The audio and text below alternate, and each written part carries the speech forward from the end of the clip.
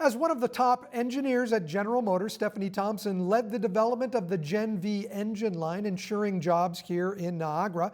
But more importantly, she's been inspiring young women to follow her into science and technology careers. She's been named one of Canada's 100 most powerful women by the Women's Executive Network. First off, congratulations on the award, Stephanie. Thank you very much. That's a big honor. It's a big honor. Yeah, it's actually the second year in a row that I've won it, and that feels even more exciting because the first year you kind of think, oh, maybe there could be some fluke a little bit, maybe they picked the wrong person, but it's really nice to have been recognized 2 years in a row. How do you feel about that term, powerful woman?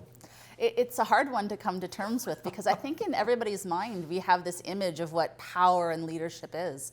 But I think as we look at the way the world is going now and the changes and the opportunities that we have, power can come from a whole bunch of different places. And I'd like to say that my style and my way of leading is maybe not stereotypical and gives opportunities for others to lead in a similar way that might find my style similar to theirs. Science, technology, engineering, math, that's known as STEM. And you're receiving this award because of your efforts to inspire young ladies to move into the world of STEM. And it's beyond that really, because STEM is such an important factor right now in the development of Canada's economy. Well, and we're still finding that there's not a lot of that experiential learning happening with women. You know, we look at what women are still raised. You know, I've got a 5-year-old daughter, so I'm really looking at how the education system works and what opportunities she's going to have. Women are still not getting the hands-on experience that they need. And if you're my age, you maybe didn't have those extracurricular programs that kids today have. So how do you bridge that gap? How do you start, letting women become part of that solution? But also they're the ones that are going to mentor the next generation. So if they're not there, what supports are in place for the elementary and high school students coming up? So one of the things I'm really trying to work on is how do we ensure that confidences and technology are there. It's not really about your title, it's not what you went to school for, but it's about what you love. And if you want to make sure that women are part of the conversation and part of the table, it's not just the engineers and the mathematicians and the scientists that are part of it. It's really holistic. People in community and lawyers and social workers, the women that work with women in everyday society, they really need to be part of the equation as well to help understand what we can do differently to change the conversation around women in STEM. Did you know at a young age that this was where you wanted to go, and how did you make that decision?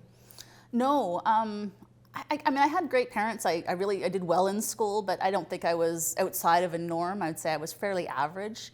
But when I was in high school, my grade 11 chemistry teacher selected me, and it's something about that, being picked to be special or do something.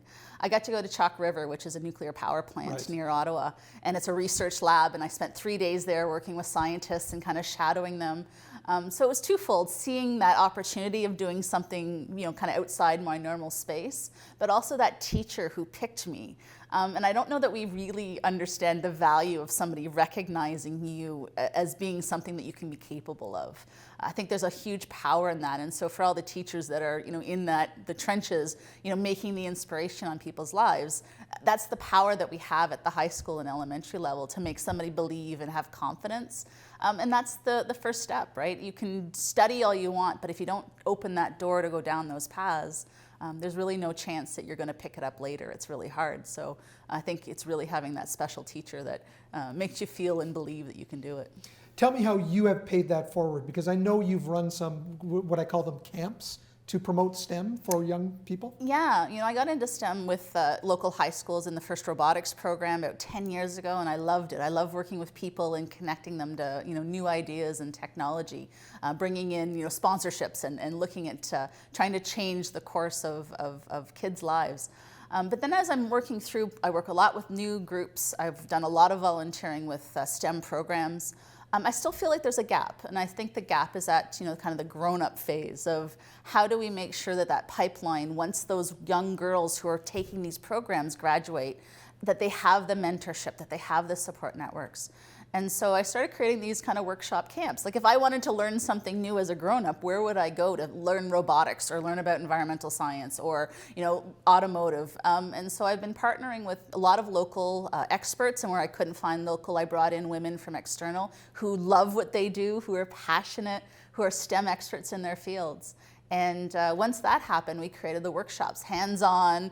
It's kind of like going to camp again. It really is. You're building, you're making, you're creating spaces. We're having fun.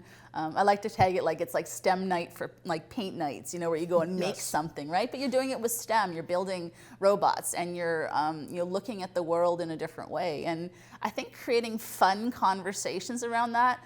Maybe people had bad experiences when they were in high school. Maybe they had, people that didn't support them, and maybe they pushed them out of the system. And but how do you get back in? And so these nights are really trying to encourage women to have conversations and dialogue about the potential and looking at what the future could bring for them. Well, I have to say that your enthusiasm here in this studio, just talking about it, that must translate extremely well in those sessions.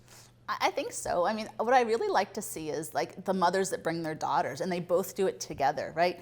How many times do you think you're kind of doing these extracurriculars and it's just for the kids? As a mom myself, I do a lot of planning and I sign her up for a lot of activities and events. But if I can kind of learn alongside her in something that I know, I'm discovering the world too.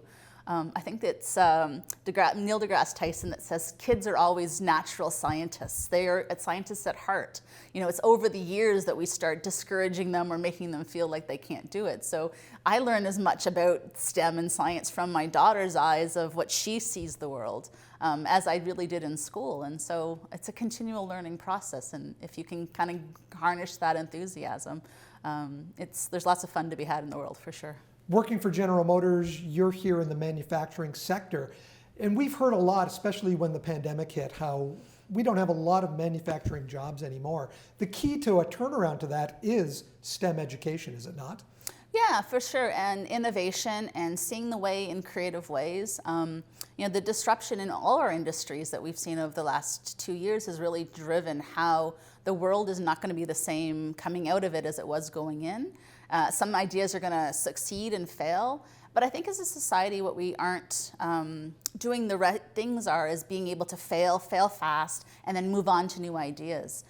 So we need to continually to push to make sure that fail factor, that we can do it safely, that we're encouraged and excited by failure as not failure, but as something we've learned. You've done something and you've got more information than you had before. And so you can move on to the next iteration and continually improve.